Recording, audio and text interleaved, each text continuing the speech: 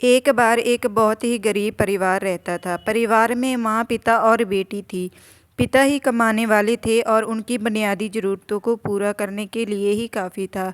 जब उनके पास पर्याप्त पैसे नहीं होते थे, तब भी वह हमेशा अपनी बेटी को दुनिया का सबसे अच्छा डॉक्टर बनाने का सपना देखा करता था।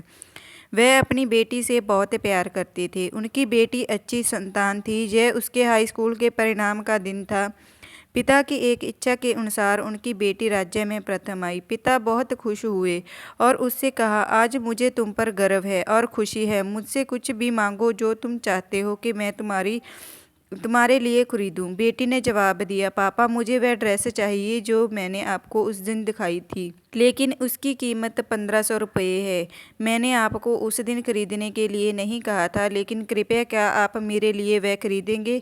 पिता अपनी बेटी के लिए खुश थे और जब उन्हें पता था कि उनके पास इस ड्रेस के खरीदने के लिए पर्याप्त पैसे नहीं हैं, तो उन्होंने बेटी को ड्रेस गिफ्ट करने के लिए तैयार हो गए, क्योंकि वह उसे दुखी नहीं देखना चाहते थे। अगले दिन पिता ने अपनी बेटी के लिए वही ड्रेस खरीदी और उसे उपहार में दे दी। माँ ने उसे देखा और जानती थी कि उस पोशाक को खरीदने के लिए पर्याप्त पैसे नहीं थे, इसलिए उसने उससे पूछा, तुम्हें पोशाक खरीदने के लिए पैसे कहाँ से मिले। पिता ने उत्तर दिया, मेरे पास कुछ बचत थी और मैंने कुछ अतिरिक्त पैसे के लिए अपना खून बेच दिया, क्योंकि मैं अपनी बेटी को निराश नहीं करना चाहता था। समय बीतता गया और उनकी बेटी मेडिकल कॉलेज में दाखिल हो गई और उसके पिता ने कॉलेज की ट्यूशन फीस देने के लिए बहुत मेहनत की। यह उसका अंतिम वर्ष था और उसे फीस के लिए अंतिम किस्त के रूप में 80,000 रुपये चाहिए थे।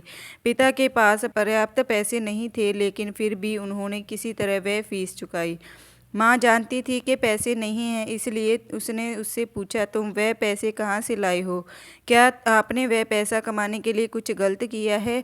पिता ने जवाब दिया, नहीं, एक किडनी फेलियर का मरीज था और उसके लिए मेरी किडनी पुरानी हो गई है, लेकिन कृपया हमारी बेटी को इसके बारे में ना बताएं। अगर उसे पता चलेगा तो वह दोषी महसूस करेगी। बेटी के ग्रेजुएशन का दिन था और माँ और पापा अपनी बेटी के पहली बार डॉक्टर बनकर घर आने का इंतज़ार कर रहे थे, लेकिन वो लाश बनकर आई।